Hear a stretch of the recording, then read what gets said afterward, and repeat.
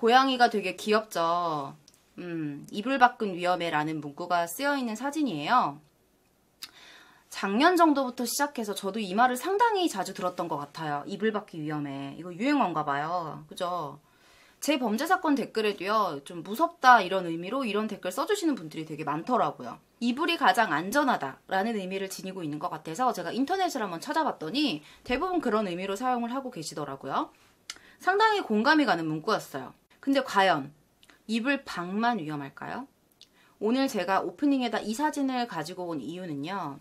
제가 준비한 사건이 이불 밖이 위험하다는 말을 완전히 뒤집어 놓은 사건이기 때문입니다. 1994년 8월 16일 충남 보령시 대천동 광부 일을 하고 있던 김모 씨의 5살 난 딸이요 실종되는 사건이 발생합니다. 경찰은 수색을 시작했고요. 저녁 6시 무렵 마을에서 약 1km 떨어진 곳에 있는 논에서 김양이 알몸으로 숨진 채 발견되었습니다. 아이의 가슴 쪽에는 예리한 흉기에 찔린 상처가 2군데가 있었고요. 검시해본 결과 직접적인 사인은 질식사였습니다. 그런데 정말 무서운 건요. 아기가 질식사를 하고 난 뒤에 아이의 배를 가르고 거기서 간을 빼내었다는 사실입니다. 제가 용감한 기자들에 나온 영상을 캡처한 사진입니다. 장기가 지금 없어진 걸로 봐서 경찰은 장기 밀매의 가능성도 염두를 하고 경찰 수사를 진행을 했습니다. 당시 90년대 초반에는요. 특수질환을 가지신 분들이 아이의 간을 먹으면 낫는다라는 그런 속설이 있었대요. 그래서 그런 것 때문에 뭐 누군가가 그걸 노리고 한 것이 아니냐 이런 걸 다 염두에 두고 막 조사를 했어요. 근데 범인은 찾지 못했습니다. 그런데 더 놀라운 건요. 이 아이가 전날 새벽에 집에서 자다가 실종이 되었다는 거예요. 집에서. 부모와 함께 집안에 있던 아이가 어떻게 실종이 되었던 것일까요?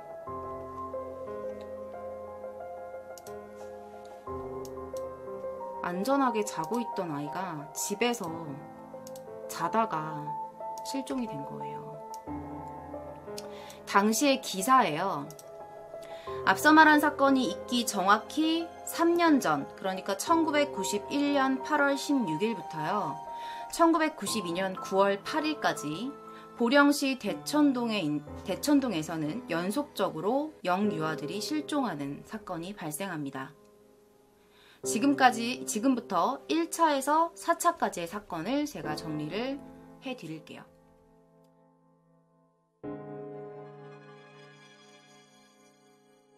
자, 1차 사건은요. 1991년 8월 16일에 발생합니다. 대천동에 살고 있던 김모 씨는요. 생후 2개월 된 아기를 아내와 사이에 두고 잠이 들어요. 새벽 5시 45분쯤에 아기에게 우유를 먹이려고 일어났어요.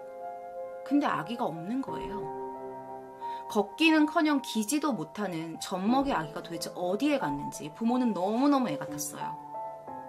경찰에 신고를 했습니다.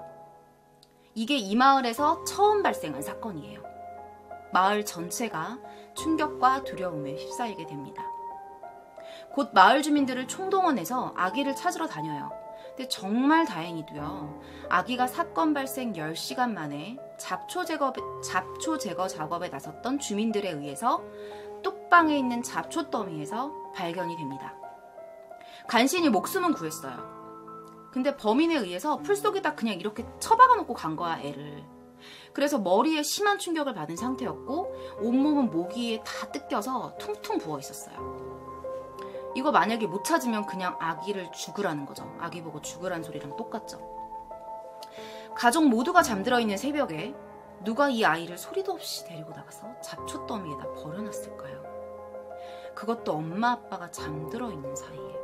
간도 크죠. 자, 이게 1차 사건이었고요. 2차 사건. 충격이 좀 잠잠해질 때쯤에요. 1992년 2월 16일, 그러니까 첫 번째 사건이 있고 6개월 뒤에 같은 마을에 살고 있던 가 모 씨의 생후 15일 된 아이가 사라졌어요. 15일. 이번에도 역시 집에서 자고 있던 아이였습니다. 1차 사건의 충격이 가시지도 않았는데 마을이 뒤집힌 거예요. 당시에 날씨가 상당히 추웠어요. 아기가 만약에 밖에 있었다면 견뎌내기 힘들 정도로 너무 추운 날씨였어요. 몇 시간 동안 경찰이랑 마을 주민들이 막 수색을 해요. 찾아냈습니다. 그런데 이 아기는요, 2개월 만에 숨졌습니다. 추위가 상당했겠죠. 거기에 오랫동안 방치되어 있었기 때문에 폐렴과 합병증이 온 것이 원인이었어요. 여러분들 아기가 얼마나 약한지 아시죠? 생후 15일이면 정말 이렇게 꽁꽁꽁 싸매서 애 이렇게 묶어 놓잖아요. 그 정도로 엄마가 정말 신경을 많이 써야 되는 때예요. 근데 알고 보니까 이 애가요, 6개월 전에 실종됐던 1차 사건의 피해자인 아기와 불과 200m 밖에 떨어지지 않은 곳에 살고 있었던 거예요. 이에 대해서 경찰은 동일범의 소행으로 보고 수사를 진행을 합니다. 하지만 범인에 대해서 아무것도 파악을 하지 못합니다. 자, 이번에 3차 사건이에요. 자, 2차 사건이 발생하고 4개월이 지나요.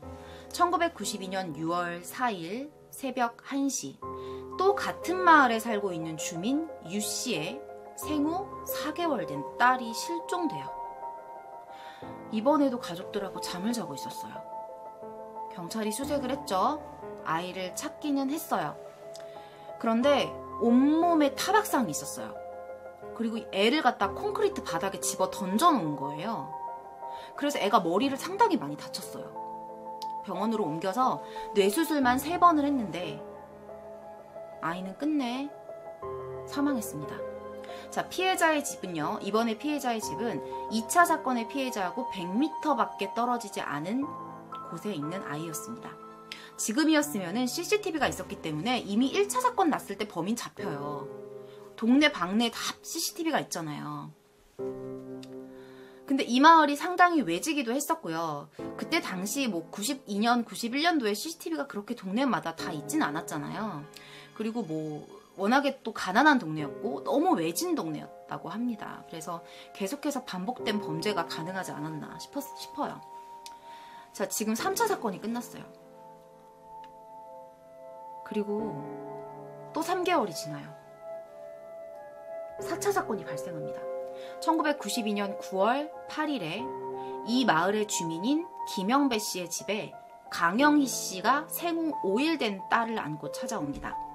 출산한 지 얼마 안 된 상태였기 때문에 거기 그 김 씨 집에 새들어 살고 있던 자신의 언니에게 산후조리를 하러 온 거예요. 그러니까 한마디로 강영희 씨는 거기에 사는 사람이 아니고 이 지역이 아니라 다른 곳에 사는데 언니가 그곳에 살아서 언니한테 산후조리를 하러 온 겁니다.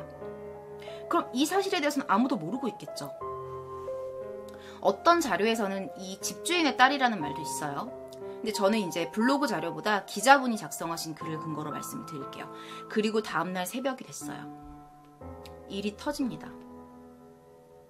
강 씨의 딸이요, 똑같은 방식으로 사라집니다. 날이 밝았고요. 이번에도 주민들이 샅샅이 마을을 뒤졌어요. 몇 차례 같은 일이 계속 발생을 했기 때문에 아이들이 발견되었던 곳 우선으로 아마 찾아보지 않았을까 싶어요.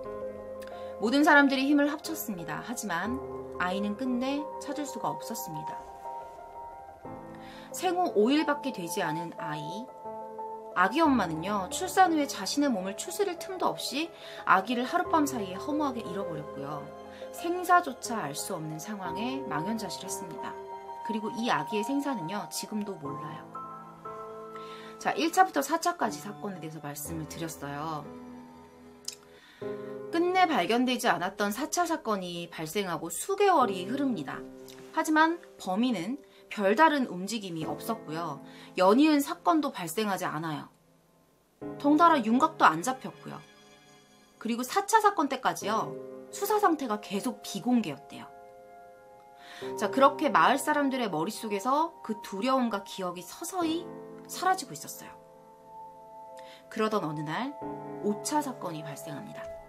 그 5차 사건이 제가 아까 말씀드렸던, 오프닝 때 말씀드렸던 94년 8월 16일에 발생한 5살 여아 납치 사망 사건이었습니다. 이 사건이 마지막이었어요. 5살 여아가 실종이 되고 살해가 되고 난 뒤에 경찰은요, 부검의가 없다라는 이유로 이틀이 지나서야 부검을 실시합니다. 부검을 했을 때요, 아이의 간의 일부가 적출이 되어 있었어요. 아까 사진 보셨죠? 그리고 사건 발생한 지 10일이 지나서 시신 발견 장소와 아주 가까운 지점의 농수로에서 아이의 간이 떠올라요. 그래서 그걸 발견한 거예요. 그러니까 열흘 동안 엉뚱한 데만 찾아다닌 거야. 바로 근처에 간이 있었는데. 1차부터 4차까지는 아까 비공개라고 말씀을 드렸잖아요. 마지막 5차 사건이 발생을 하고 나서야 경찰은 공개 수사로 전환을 합니다. 그래서 그때 이제 어떤 사람들을 염두를 해뒀냐면 완전 미친 사람, 정신질환자, 난치병 환자, 변태성욕자 이런 사람들을 염두를 해두고 수사를 벌여요. 근데 전혀 진전이 없었어요. 그리고 범인의 윤곽도 잡히지 않았습니다. 원한 관계도 조사를 했습니다. 근데 여기서도 얻은 바는 없었어요. 결국에 2009년 8월 마지막 5차 사건의 공소시효가 끝나면서 대천에서 벌어진 연쇄 유아 실종 사건은 영구 미제 사건으로 남게 됩니다. 공소시효 만료를 앞두고 사건에 대한 재조명이 잠깐 이루어지긴 했는데요. 결국에는 적극적으로 재수사를 하고 이런 일은 일어나지 않았다고 해요. 이 사건 자체에 대한 의문점이 몇 가지가 있었어요. 제가 생겼던 의문점도 있고요. 자료를 제공했던 블로그에 있는 사람들의 그런 의문점들을 조금 종합을 해서 제가 정리를 해봤어요. 첫 번째는요, 사건이 일어난 날짜예요. 1차, 2차, 5차 범행은요, 모두 16일에 일어납니다. 자, 1차는요, 91년 8월 16일에 일어났고요. 2차는 92년 2월 16일, 그리고 마지막 5차는 1차와 달과 일까지 다 똑같아요. 8월 16일에 발생해요. 정확히 3년 뒤에 발생한 거예요. 그리고 1차 범행 후에 6개월이 있다가 2차 범행이 일어나는 것으로 봐서 1과 6, 16이라는 숫자랑 연관이 있지 않나 하는 그런 의문들도 있었어요. 그리고 제 생각이에요. 이건 제 생각인데 첫 사건이 91년 8월 16일이었잖아요. 근데 그 마지막 사건이 94년 8월 16일이었잖아요. 그래서 이게 만약에 동일범의 소행이다라고 본다면 사건 시작하고 범인 입장에서 마무리를 같은 날 해야지 이런 생각을 가지고 8월 16일에 하지 않았을까 이런 생각도 제가 해봤어요. 근데 만약에 동일범이 아니라 그냥 범죄를 따라하는 모방범이다. 모방범이다 그러면 그냥 날짜를 똑같은 날로 정했을 수도 있겠죠. 똑같은 날로 정해서 했을 수도 있을 거란 생각은 들어요. 자, 그 다음 사진을 하나 보여드리도록 하겠습니다. 자, 이거는 당시 사건이 일어났던 그 스팟을 이렇게 찍어서요. 이렇게 만들어 놓은 거예요. 실명이 다 있네요, 여기. 자, 지금 사진 보시는 것처럼 1차부터 5차까지 피해자들의 집을 지도에 표시를 하고 원을 그려보면요. 반경 300m가 채 되지 않아요. 300을 넘지 않습니다. 한 마을에서 계속 같은 수법으로 범행을 저지르다 보면 어떻게든 꼬리가 잡혀요. 근데 왜 이 동네에서만 했을까요? 만약에 내가 범인이었다면 안 그랬을 것 같아. 한 2번 하고 막 동네 사람들 들고 일어나는 걸 봤으면 내가 한 번 더 했다가는 걸리겠다. 이런 생각을 할 수도 있잖아요. 근데도 계속 같은 동네에서 범죄가 일어나는 거예요. 그러니까 이거는 이 동네 자체에 대해서 어떤 자신만의 원한이 있거나 아니면 워낙에 가난한 동네고 보안도 허술한 지역이라는 점을 악용해서 그랬을 수도 있다. 아니면 이 채팅창에 있는 것처럼 이 지역에 대해서 아주 잘 알고 있는 사람일 수도 있을 것 같아요. 진짜 무서워. 자, 그 다음 의혹이에요. 그 다음 의문점 세 번째. 자, 1차부터 4차까지는요. 납치되었다가 아이들이 발견이 된 장소가 대부분 대천 천변이에요. 지금 이 위에 있는 사진 있잖아요. 위에 있는 사진을 보시게 되면 이쪽 있죠, 이쪽. 그러니까 이 다리를 사이에 두고 이 왼쪽에서 이 사건이 발생했다고 하더라고요.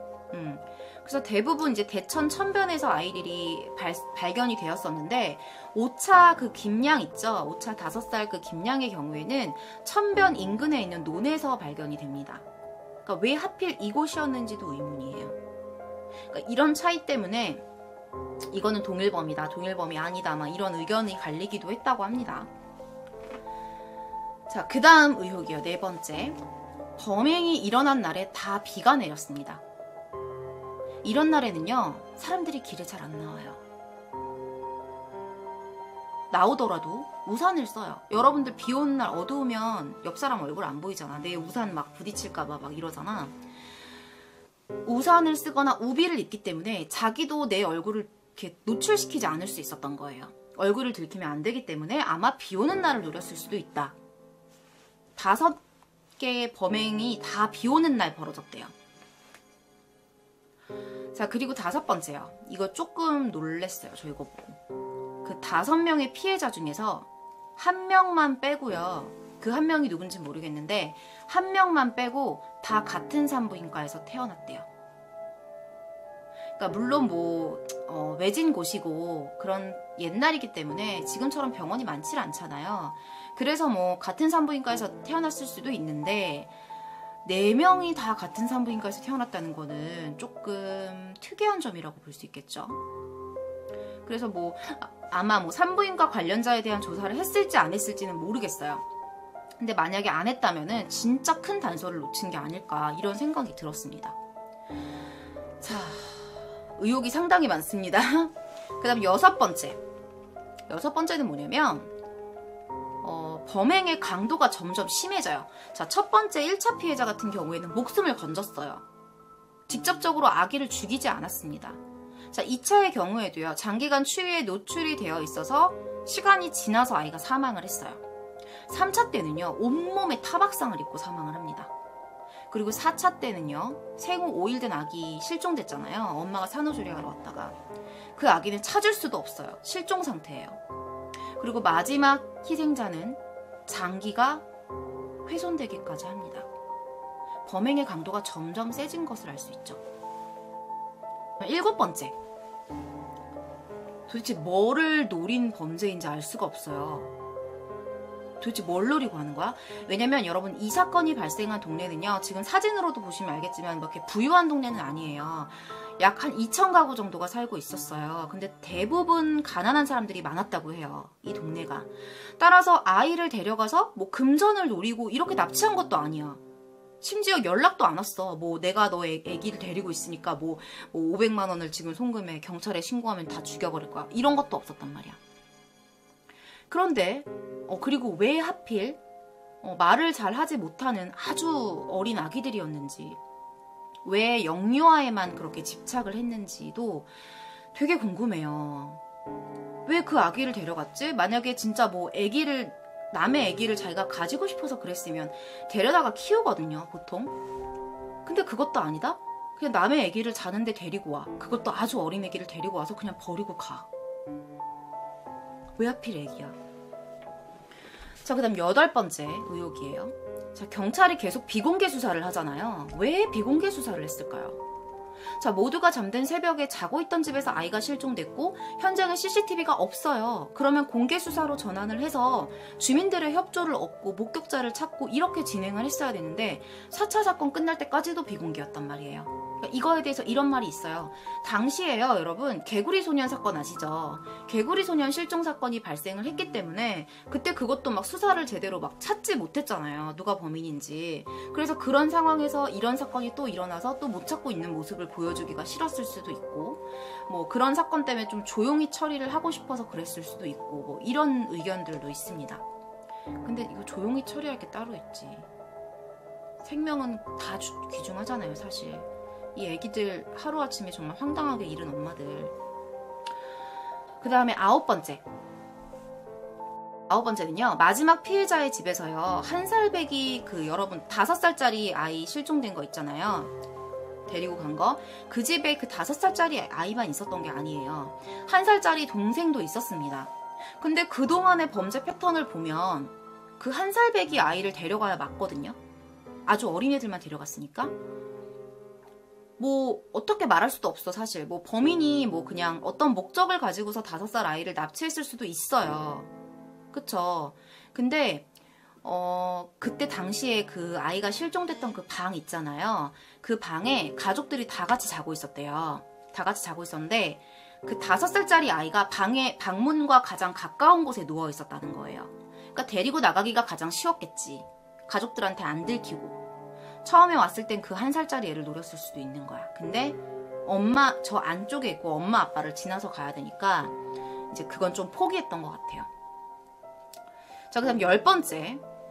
이건 진짜 난 되게 이해가 안 가는 게, 여러분, 이게 진짜 빈집을 터는 것도 아니고 가족들이 그냥 자고 있는 거야. 까딱하다가 깨기라도 하면 다 걸리는 건데 5번의 범죄에 어떻게 한 번도 실패가 없었을까?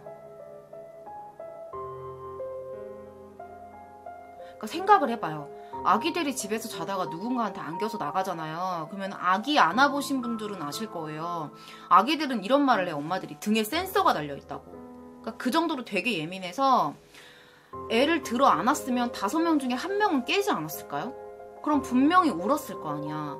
그럼 당연히 애가 울면 부모 중에 한 사람은 깼을 거 아니야. 근데 어떻게 한 번도 눈치를 못 챘냐는 거지. 그러니까 이거에 대해서 제가 생각했던 건 뭐냐면, 아예 애들이 잠들어 있는 상태에서 이렇게 손수건에다가 약에 취하게 하는 거 있잖아요. 잠깐 정신 잃게 하는 거.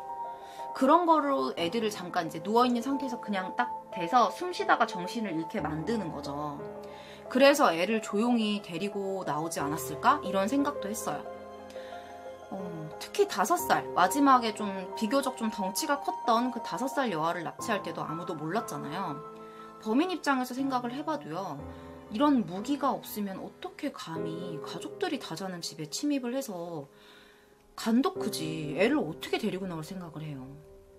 그러니까 뭔가 자기가 믿는 구석이 있지 않았을까 싶어요. 11번째 의혹, 마지막입니다. 저는 사건의 범인이요, 마을에 대해서 상당히 잘 알고 있는 사람이라고 생각을 했어요. 제가 참고한 자료에서도 나와요. 4번째 사건을 제가 준비를 하다가 4번째 케이스 때 조금 의심이 들었던 게, 생후 5일 된 아이의 엄마 강씨가요, 언니 집에 산후조리를 하러 옵니다. 강씨가 언니 집에 가지 않았다면 그 집에 아기가 있는 거 있지도 않았겠죠. 범행의 대상이 되지도 않았겠죠. 근데 2,000가구가 넘는 그 많은 집 중에서 범인이 어떻게 그 집에 강씨가 산후조리를 하러 아기를 데리고 온다는 사실을 알았을까요? 이거 진짜 소름 끼쳤어. 어떻게 이렇게 알 수 있어? 그러니까 경우는 2가지예요. 공범이 있든가, 그러니까 내통하는 사람, 정보를 주는 공범이 있던가, 마을에 대해서 빠삭하게 알고 있는, 아니면 뭐 단독 범행이든 이 마을의 외적인 모습뿐 아니라 뭐 각 가정에 누가 애를 낳고 누구 집에 오늘 누가 왔고 뭐 누구를 데리고 올 거고 이런 것까지도 좀 빠삭하게 알 수 있는 놈이지 않을까, 그런 생각도 들었어요. 그리고 아까 산부인과 얘기를 들으면서 산부인과에 이렇게 좀 내통하는 사람이 있지 않을까, 그런 생각도 했습니다. 소름 돋아. 제 개인적인 견해로는 이건 동일범의 연쇄납치란 생각이 들어요. 여러분들은 어떻게 생각하셨을지 모르겠는데, 5차 사건 때 지금까지와는 다르게 1살 동생이 아닌 5살 누나가 납치되었다는 점에 대해서 패턴이 다르기 때문에 다른 범인의 모방범일 것이다, 뭐 이런 생각도 잠깐 했었는데 5살 아이를 택한 거는 당시 5살 아이가 1살 아이보다 방문과 가까이에 있었기 때문에 누구라도 데리고 나오려는 생각으로 데리고 나오지 않았을까. 그리고 뭔가 자신의 목적은 그 1살짜리 아이였는데 그 목적을 이루지 못했기 때문에 홧김에 아이의 흉부를 찌르고 간을 적출해서 버리지 않았을까. 그런 생각이 듭니다. 범행의 패턴이라면 5번 모두 완전히 일치하거나 뭐 특정한 어떤 시그니처가 발견되지는 않았어요. 그런 걸로 봤을 때 5번째 아이도 그냥 동일범의 소행이 아니었을까라는 생각이 듭니다. 이번 사건은 영구 미제 사건으로 남은 1991년부터 1994년까지 집에서 자고 있는 아이들을 유괴했던 대천 영유아 연쇄 실종 살인사건이었습니다.